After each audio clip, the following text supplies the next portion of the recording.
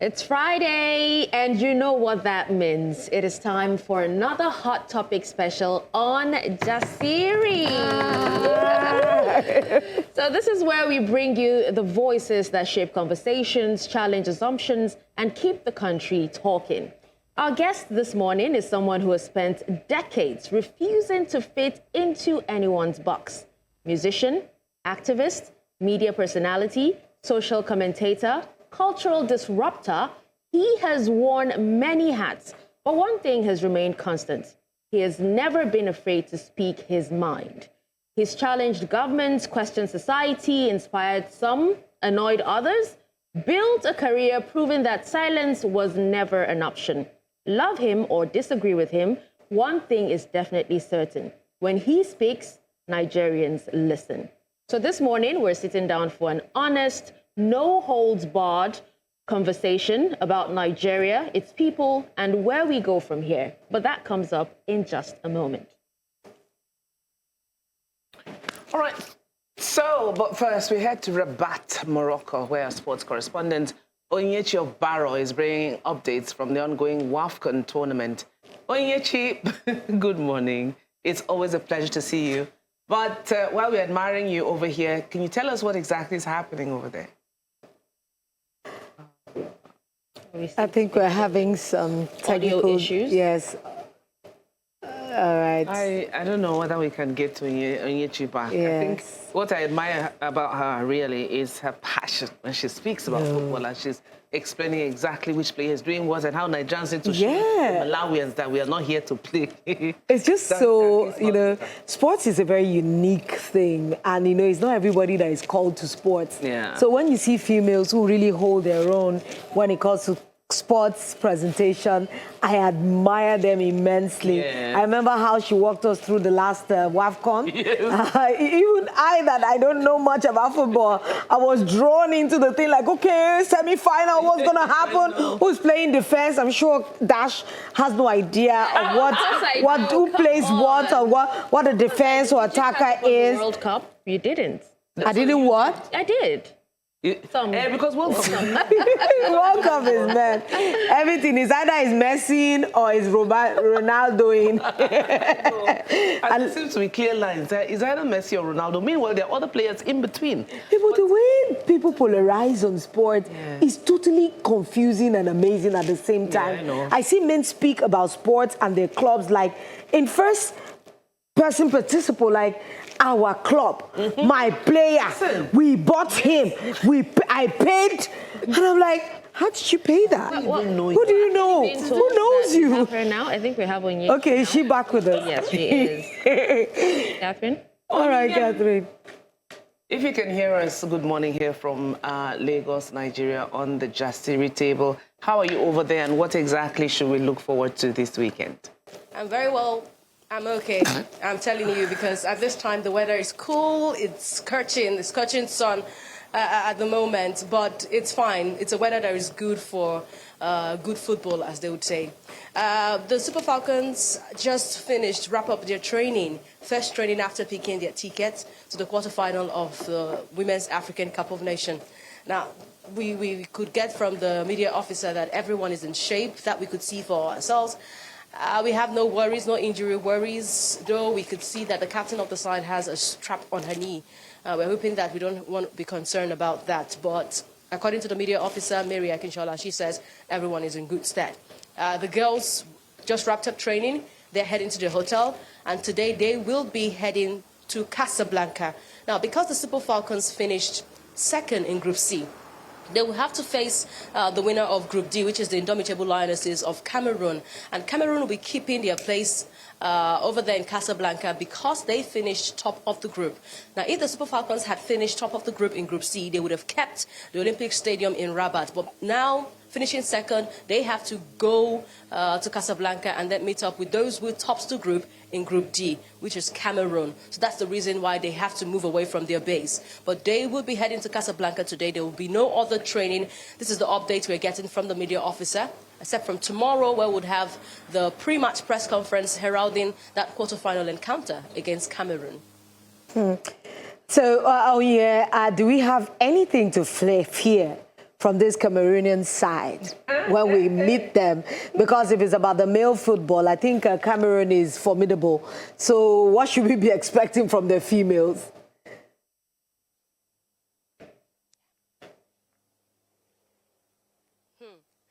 I'm scared myself, but the thing is, there's nothing to worry about because they are familiar opponents at the Women's African Cup of Nations, not forgetting that we also had an encounter with them sometime in the Olympic qualifiers, and we were ahead of them in those encounters. Now, in 2018, they were one of the teams we faced to lifting that title in 2018. But Cameroon are known for that physicality. They're highly physical side. So, and they have this no-die mentality, just like the Super Falcons of Nigeria. So it takes the team that has got a better tactical approach, a better setup, a better player mentality to be able to get the win at the end of the day. We know that the team has gone through transition. Both teams have gone through transitions. We're not seeing the same players that executed the games in 2018 in today's encounter, in the 2026 encounter to be. But both teams going through transition has made them unpredictable. So anything can happen at the moment. For the Super Falcons, they have their focus. And I've said every single game, they would take it as a final. And when the girls say that, you see them put all into every single match. They never die. Even when they are conceding, when they are goals up, they never give up. They always put in the fight. That we saw, as I said, in 2022, the Women's African Cup of Nations against Morocco, where they picked up the 10th, the 2024, I beg your pardon, the 10th title in 2024. And we did see that again in that game against Egypt, where they needed to get a better head-to-head in order to qualify for the quarterfinals. So the girls are saying they've got their focus. They will not underestimate the indomitable Lionesses, and they will make sure that they dot your I's, cross the T's, make sure they are ready for that highly physical side like the indomitable Lionesses. All right, Onyinye, before we let you go, I just need to sneak in this quick question. I remember the last time that we did complain about how they did not publicize, this WAFCON enough. Is it the same atmosphere, or has anything changed about how the people of Morocco are receiving the guests and, the football tournament being held?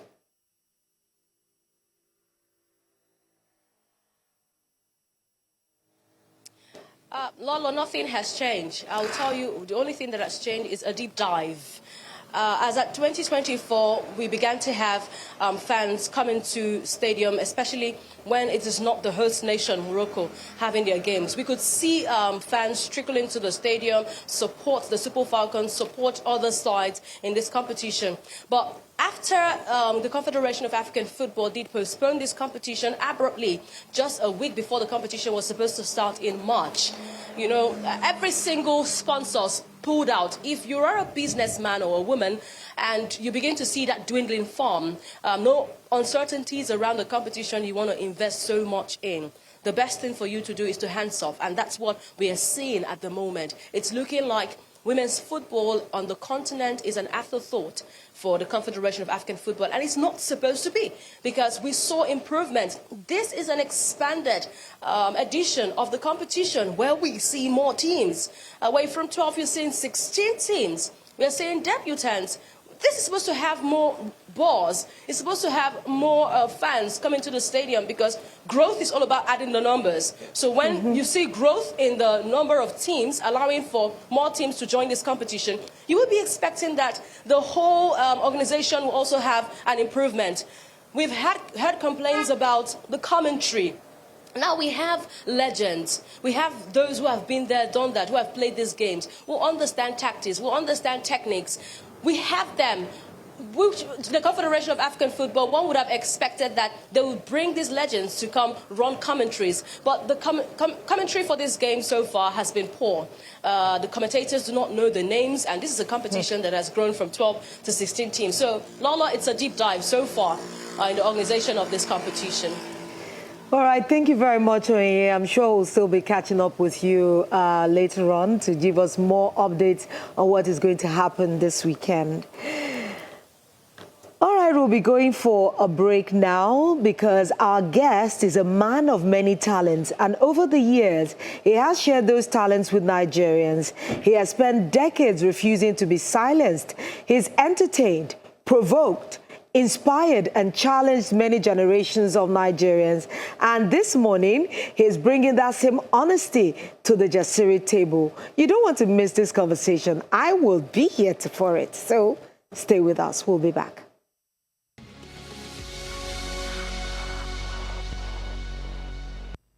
All right, some people spend their lives trying to avoid controversy. Our guest this morning has walked the opposite direction. He has walked straight into it. He has entertained, he has provoked, he has inspired, and he has also challenged generations of Nigerians, never shying away from difficult conversations or unpopular opinions. So whether he's talking politics, governance, social justice, or the everyday struggles of ordinary Nigerians, he's built a reputation for saying what many people are thinking, but few are willing to say out loud. This Friday morning, we're putting aside the headlines and sitting down for a candid conversation with one of Nigeria's most fearless public voices. Roll the montage.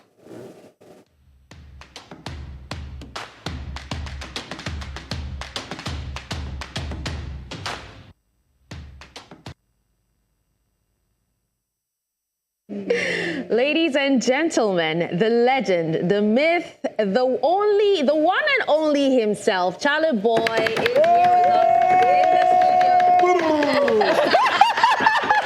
Welcome, sir. Welcome. It's good to be here with us. I just hate the fact that every time I see Charly Boy, it just looks like he has not aged a day. Yeah. And I'm wondering, like, can I have what he's eating? It's right in here. Yeah, Lots of no, fruit smoothie. juices and all that. Huh? But you don't know the ingredients. Well, we should talk the recipe when we're done. Charly Boy, thank you very, very much for joining us this morning. Yeah. We've been wanting to have him. He has been kind of busy, so I guess today is our day to be with him. I know you get to talk through a lot. I wonder why my script is going up. We've got a lot to get through, and we really want to get down, to the many issues that we have. This morning is not our typical hot topic special because our guest is not anyone's typical guest. So let's get into an honest conversation about Nigeria with a man who has spent decades challenging the status quo. Let's start with our young people. They've been told that they are the leaders of tomorrow. But many young Nigerians would argue that tomorrow has been postponed for far too long. Nigeria has one of the youngest populations in the world. Every election cycle, young people are described as the country's greatest assets, the deciding vote and the future of democracy. Yet many also feel unheard, disconnected from political institutions, and increasingly skeptical that their participation can truly bring about any change. All right, so let's go to 2023 elections where unprecedented youth engagement was high. It was driven by social media, grassroots mobilization, and a renewed desire to shape the country's future. But once these ballots were counted, many began asking another question. Is democracy something we only participate in during elections, or is it something we must build every day? As yet another election cycle starts to gain momentum, it's worth asking what role young people should be playing, not just as voters, but as active citizens, leaders, and agents of change. So, Charly Boy, let me ask you, when you look at Nigeria today, what do you see? A generation that's politically awakened, or a generation that's becoming increasingly disillusioned? Or it's a mix of both? A stupid generation. A Generation where their mumu never belly full them. A generation of factory-fitted idiots. But there is hope. And the hope I've experienced over the years is encountering outstanding Nigerian youths on this journey, on my journey. Yeah.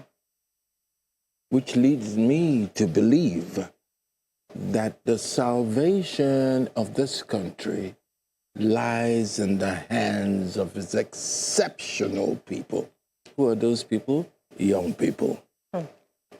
But there are a lot of idiots out there that need to be shot. You know? But like I said, no matter how bad things may look, I still believe that there's hope for tomorrow, because this scavenging, this stealing, this incompetence by nincompoops in leadership position, there has to be an expiring date. And it's either we're allowed to see that expiring date in our time, or we'll die. Nigerian being, because we have not hit rock bottom yet. You think so? We heading there. I know so.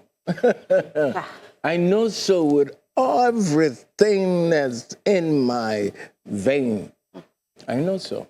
But Charly Boy, many young Nigerians seem to believe that their votes do not count, or the... But that's true now. Or That's true when your president is saying that whatever you do in an election is legit. rigged against them, yeah. What kind of talk is that? Coming from what kind of quarters? So if you wanted to, how So do the you devil Yeah. is sitting in Aso Rock. That's all I know. Because these people are demonic in nature. If we've been taken over by criminality, criminals, they are bad people, oh. They are bad people. But, you know, it's because majority of young people are not, this society sickens me. It's like they have no brain. It's like they don't even know what they want for themselves. I've decided I'm not going anywhere. Now here, we all die here. You understand? We are all dying here. Okay? But as I live in Nigeria, I've sworn by God Almighty, if there is one, that Nigeria will never live in me. Make that make sense. Yeah. Figure that out. So how do we rebuild, you know, the trust between the young people and the democratic institutions? They've killed the democratic institution. The only thing, because in this craziness, you have to really get crazy with them. There's no way out. It does not call for, because the people you want to talk to, they are disconnected from us. So how do you have a conversation? You know, when the so-called leaders, I call them ruiners of Nigeria, when they're disconnected from those that they lead. All of this is rubbish. Look at Lagos. Everywhere I go, now dirty full everywhere. I can't even breathe. I say the city of excellence. Go punish una mama. We told you. Today is no holds barred. So, Charly Boy, do you think we place too much emphasis on voting every 4 years? Like everybody just sits and waits. Every 4 years, we just rinse and repeat. And that not enough emphasis is placed on what citizenship should look like between elections. And what are we, you know, as citizens supposed to be doing in between every election cycle? If I tell you now, I'm not going to do. At least we go here. When I go here. You see, these people are using the same playbook that they've been using since Lord Lugard. They're using the same playbook. So when are we going to have enough sense to know that enough is enough? When? It's because the society generally is not enlightened. We're a bunch of mumu people. It's not enlightened. How can they tolerate this nonsense, for Christ's sake? I'm good. But if I come out of my house and everywhere na poto poto, there are hungry people around me, am I really safe? Ask yourself, who is safe? Yeah. Who the hell is safe? So the larger society need to be more enlightened, because that's just a problem.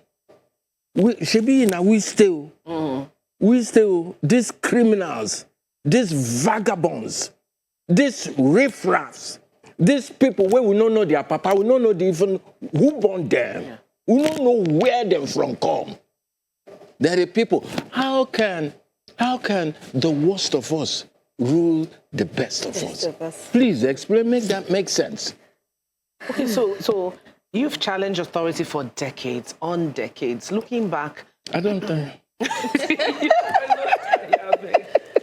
What have you learned looking back about creating lasting image, lasting change? I beg your pardon. Do you think it is? Do you think it is protest, persistent policy engagement, or when we're serious to take our country back, we'll take our country back. And like I said, all my hope is on young people. Whether I'll see it in my lifetime or not, that's another story for another show. You understand? But I pray God that I see it in my lifetime, because all this effort would have gone to waste. Unfortunately, my body can't do what it used to do 30 years ago, 40 years ago. No. Forget about the aesthetic. Very young. Yes. I know, say I don't old. I know. Nobody needs to tell me. I feel it most mornings when I wake up. One bone, my leg is doing one thing. Yes. You know, something is doing something in my body. Yes. You know? So I know it can never be the same. And that is why like I keep saying, my only hope is the Nigerian youths, not those idiots. So I'm talking about the exceptional Nigerian youths. You know, him talking about the Nigerian youth and all that makes me remember what YC said about the Olodo uprising in Nigeria. So it seems to tally. But let me just, base this question on what Catherine had actually asked earlier. Let me also ask what you have learned about Nigerian elite and political class. I know you have a lot to actually say about that. What is it that you think? Who be elite? Criminals are elite. It's not about having money. It's not about stealing all the money the country has. It's not about walking around as if you're a God gift to the world. On our papa. Their fathers, like I always say, their fathers left Nyash. And that's a serious cause. It's not about that. These people that you look at call elite, I don't have one atom of respect for any of them. Because they're really idiots. That's what they are. You want to inconvenience us, promote this poverty, this hardship, and you think you'll be in your house resting. I got one. All right, but then what is it that you think the Nigerians have failed to understand about these people? Because whether you like it or not, a lot of us still have hope that, these people will fix Nigeria. How can you say these people will fix Nigeria? What did they worry on themselves? How you good think that kind of thing? These people. Who are these people? Are they not bandits? Are they not criminals? These yeye people, these incompetent people, who are they? Who is their father? Who is their mother? Okay, how can you have hope that these people, these so-called people, APC people, are here, that they are here for you and me? That is the problem. This is I mean, when it comes to talking about issues that are eating Nigeria and Nigerians from inside out, it's a conversation I don't think has an end. I bet make we change them. Let's go on a break. Yeah. Go on a break. When we come back, go on a break. Oh. We will turn our attention to one of the biggest entertainment stories of the week. The latest revelations from Peter Okoye have reopened old wounds in the P-Square family, reigniting a conversation that's much bigger than music. When trust is broken within a family, can it ever be restored? And when does protecting your peace become more important than preserving relationships? That's next on Jasiri. We'll be back. Let's go on a break. Yeah. Thank you very much for staying with us on Jasiri this beautiful morning. And of course, you know that we have a very unique and special guest, Charly Boy, with us today. And you know that he has his own voice and he's stating his own opinion. And we are, we're just listening and asking questions as we should. All right, we'll be moving on now to something lighter because I know Nigeria just brings out, a side of him. And I hope he's been following the drama that has been happening. For years, we weren't just brothers. They were a phenomenon. I'm talking about P-Square. Didn't really simply dominate music charts. They helped define an era of African music, proving that two brothers from Jos could conquer the continent and beyond. But behind success was a family story that has become increasingly painful to watch. This week, Peter Okoye, popularly known as Mr. P, released a series of emotional videos in which he accused his elder brother and former manager Jude Okoye of years of betrayal, financial misconduct, and broken trust.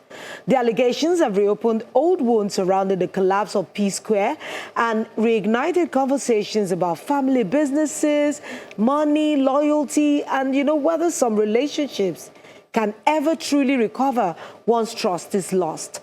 The legal process is ongoing and all parties have had the opportunities to state their positions, but beyond the headlines lies a bigger question that many families, not just famous ones, can relate to. For many Nigerians, this story is heartbreaking because P-Square wasn't just a music group. They were a symbol of family and brotherhood and success. Our special guest is a man who has spent years in the music industry himself, so I'm sure you have, things to say about it. Dash it. Okay, so one thing that stood out, wasn't even the allegations themselves. It was the pain. Listening to Peter, you could hear someone who believes that he has been carrying hurt for so many years. So when conflicts within families reach this point, is the argument ever really about money, or is money simply exposing deeper issues that have existed all along? Let me pass that question to Charly Boy. Charly Boy, have you been following the Peter P-Square saga? I don't follow gossips and all that. This is not gossip, it's Peter himself that is set camera. Let them go settle their problem. They should stop disturbing us. Do you know for how long they've been having problems? I'm tired. I'm sick and tired. He's just not having it. No. They should settle their problem. But how do you think? As a family. I don't know. Why are you asking me how I think? I don't know how they're thinking. So how would I know how I'm thinking?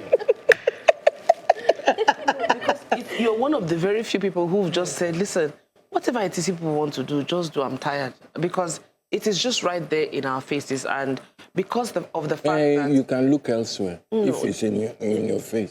I think because it resonates with a lot of people. You know how people, you have issues like that's as sensitive as this, someone who's worked hard because they are part of a group, and it now seems like he seems to be treated a particular way. And I'm just worried. Everyone stands against it, perceivably stands against him. So this is someone who's trying to clear the air and come out of, a hole that they've seemingly all put I him can in. do is wish them well. Wish that they would settle this thing. It's been lingering for long. Yes. It's been lingering for long. And this is, growing up, this is not what I understood for family. Yeah. Families don't behave like, the real family They don't behave like this now. So for crying out loud, please, guys, settle yourself. Settle yourself, because there's problem everywhere. Yeah. There's problem between brothers. There's problem between mother and father, husband and wife. There's problem. It's how we manage it. Yeah. Look at me. You know, somebody will look at me and say, Charlie, you're really a mumu. And I will agree. Why? I've been somewhere for 48 years. Is that not a mumu behavior? But this mumu is sweet. Yeah. So I stay there because the devil I know is better than the angels to come. No be so. Yeah. So we all try to manage ourselves somehow. I don't believe in all this. So, Charly Boy, I want to ask, what do you think about the court of public opinion? Because these days, just like you I'm said, sorry, let me just cut you short. I've not been following the story. That is why I can't. Yes, I know. Yeah, I comment. just I've want to not talk been generally. following- Like now, I wanted to get your opinion generally on these days that even for minor issues, people seem to bring, just like you said, They are that frustrated. Social media. So As a president of frustrated Nigerians, I should know. Do you know the kind of mental... as I look you so, it is I'm convinced that you're a normal person. Yes. We don't know who normal again. Yes. We they take and play. We only think that now when you've lost yourself, you dey naked. Yes. They walk out, go street, now be say mad. Yeah. They don't know, say. People are walking, but we don't know how many mad people are there. That's why they say many are mad. Few are You are roaming. You Yes. see them now. Yeah. So let's bring your Please, can we entertainment. talk something brighter? Yes, so Don't give that's me- why I'm coming to you. No, you have, you have life lessons, and it's always Yeah, I when one know. listens to you, Yes, there's we have always to glean. sage.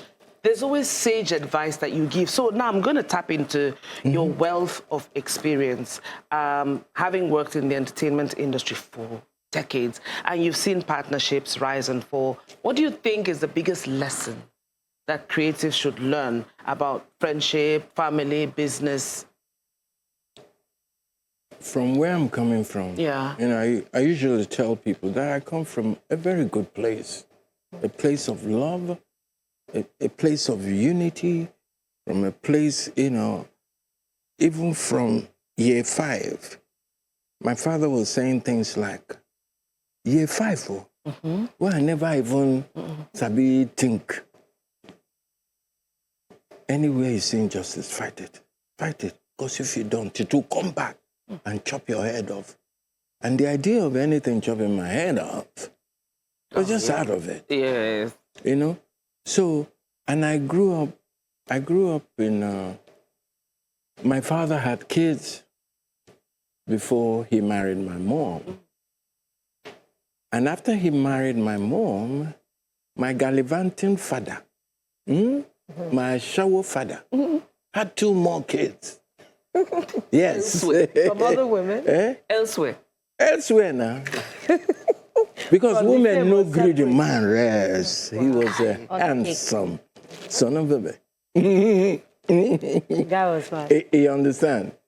You know, so everything, you know, there's a time in your life. You've been there, you've done that. So what is left? You're trying to wrap up. Hence my 999. Because in the good book it says, all things shall pass away for what? All For things why? shall be- Shall pass away for... For what now? What? It shall pass away. And all For pass the new away. now. Eh? Oh, For- exactly, for the new thing. New things. Yeah. So I've gotten to that golden age. All I need now in my life is peace and calm. Even though, like, that's why I've devised a means, even while living in Nigeria, for the Nigerian way they are thinking. Because I don't want to mess around with you people. Sorry, not you people, you know. But I don't want to mess around with a lot of people that don't have sense, that they ignorant. I don't want to be there. So it's a double effort for me in this poto environment to be like as if my thinking I'm from some other planet. Yeah. You don't know how much it hurts me. These days, I don't want to be watching news. I don't want to. I need everything positive around me from hands on. I'm done. I understand where you're coming from. My friend will say the news has a way of making you older than you actually are. But then let's talk about you now, Charly Boy, something lighter. And now, for this, yeah. Did you say me, Charly Boy? Yeah. So, you know, for those of you who have no idea. Who you guys want me to play on this interview? Are you sure? There are many sides. Then you will start complaining. Just something. A little bit. Well, for those of you who don't know, over the years, Charly Boy has evolved from musician to media personality, activist, social commentator, and one of Nigeria's most outspoken public voices. Now, you actually wrote a book, you know, your memoir titled 999. You just spoke about it now. The memoir of Charly Boy. Yes. So every memoir. Okay. Every memoir makes a promise. So what's the one truth in yours that you think will make some people uncomfortable? They should go and read it now. Why must I give them expo? Why don't go read the book now? They will find out. No, but you have to tell us at least something. Is it Something. okay? So let me ask, is it like a tell-all? Where you It's a tell-all. Jesus. Okay, wait. I open my Everything. in public. Wow. So you didn't want anything because see, this brand that I've created, Charly Yes. Boy, is something else. Okay? As Mr. Putter, I can't do 1/4 of what Charly Boy can do. Because I'm aware that Charly Boy loves to sing in the market square. He has no pretense. He has no secret. He has no... That guy, na proper way. And sing toasted bread, there's never been a brand like that. Simply put. And I thank God I am, as Mr. Charles Chukwuemeka Oputa Omemboji one of Uguta, that I am the designer. I am the designer of that famous, you know, anytime I just look at Charly Boy, I just smile. Because not only him feed do Some of those things. some of the things You know, I see Charly him do. Boy. And then, but he has recently met his match. OBJ. That one and Papa were. Don't tell anybody I said this. You know, Charly Boy, you know, in these times, I'm sure, if we're to ask, you know, these Gen Zs, because in this era, everything is about mental health. I'm sure many of them, you would say you have multiple personality disorder. Yeah. That's what people in this generation... I agree. I agree. You don't know who is talking. Do I know? If it's Charly Boy, there was area father showing you here back. Or that one they call Linda. You know Linda? The pancake lipstick wearing Robin kind of guy. But you know, I want to ask you, I would want to read this memoir because there's you have to. You know, there are some people's lives you look at and you really want to make sure that you want to know what makes them tick. That what gave you the impetus at the time that you had it, because it was a time that such would have been impossible to keep up. And you have been able to maintain it over the years. So if I'm to read this book, what would you say that, is there something that you wrote in this book that otherwise you would have been afraid to pen down? I'm not afraid of anything. I'm not even afraid of death. Talk more, to confess my sins. As I don't confess, it's left to me now. Yeah. I mean, it's in the public domain. And you named names. You named names. Why now? I'm not going to talk half and half. Wow. You understand? I can't talk half and half. You can't get this brand, Charly Boy, to talk After all this time. No, no. It has to be. Who is their father? So person where do you bad things? His name is did be it. inside there. He did there now. Yeah. Wow. Even when I was a thief, he did there. Even when I was scamming people, he did there. Wow. We didn't know they there. But you see, I believe that the brand is a special being because the story goes that for 11 months my mama carried me. It was going to the 12th month. And she was refusing cesarean. You understand? Say, go born now. By herself. My mother had 3 other boys after me. But I think I killed all of them. Wow. The 3 boys. They didn't survive. They didn't survive now. You swallowed them up and took their I know. personalities. I sure say I'm responsible for the death of those boys. Somehow. Somehow. Wow, I'm sure everyone is looking forward to reading this memoir because as it be officially launched, people can get it from bookstores now. It's out in some of the bookstores like Amazon. Just go Google it. Go on. Okay. I'm finding the direction where it takes you. Because I don't know if we can. If this is our story. So if we can take this story, I just have one question to ask Charly Boy. Charly Boy, now, I know you did say that you're living a peaceful life. You do not want to involve yourself in anything. But what is that one thing that has to happen for you to come out of your shell and show you're coming out? Yes. Because for long, I didn't know I had so, like I keep saying, I've discovered that this brand that I built, they finish now. Yeah. Because I keep finding ways to reinvent the brand.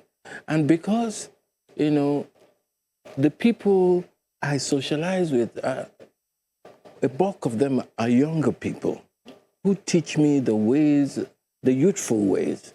And that is why I've also stayed youthful and useful. You understand, So Charly Boy can never go out of fashion, really. Wow. Yeah. So what about the activists? The activists, I hate that word activist. I don't like it. So, because we don't know who be activists. A lot of Which people are activists. Which one is activist? Activists, because, all they do, they just think about making money. Making money. Okay. So I rather prefer to be called a social engineer. Social engineer. You get me? Yeah. A social engineer, which I've been doing with young people for the past donkey years, 40, 50 years. Yeah. Always been a social engineer. Wow. Is there anything you're actively involved in now? Any? You still ride your scooter? Yeah. Yeah. Are you kidding me? Yeah. Yeah. I think I've seen him around Aja once in a while. Go ask Aja people. They won't give me chieftaincy taxes. I know that I've seen him around. Did they stop you when you ride? Especially all these agberos. How can you stop me? It's when I want to, but I stop most of the time to, I feel safe. Around. Yeah. I used to live in Ikoyi, but when I started getting flags, so you don't live where you're going now. I had to quickly get away from there. I can imagine. Because I know, say, when he burst, now for their head, for that Ikoyi. You understand? Yeah. I like to live with my people.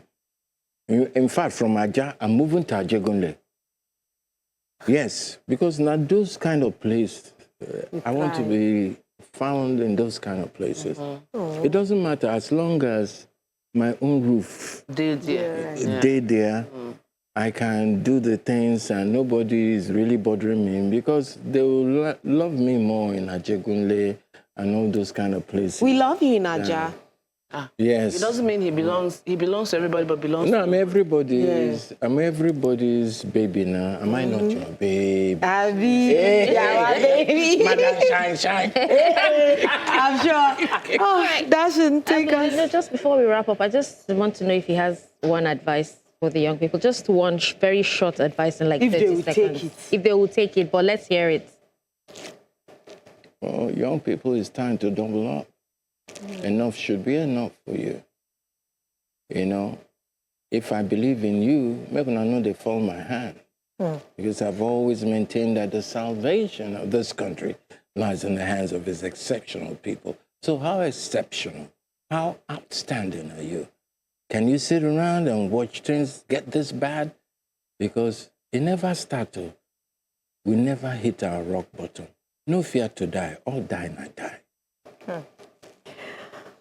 All right. Thank you so much, Charly Boy. It was an absolute honor having you on this show. It was. Thank you very much.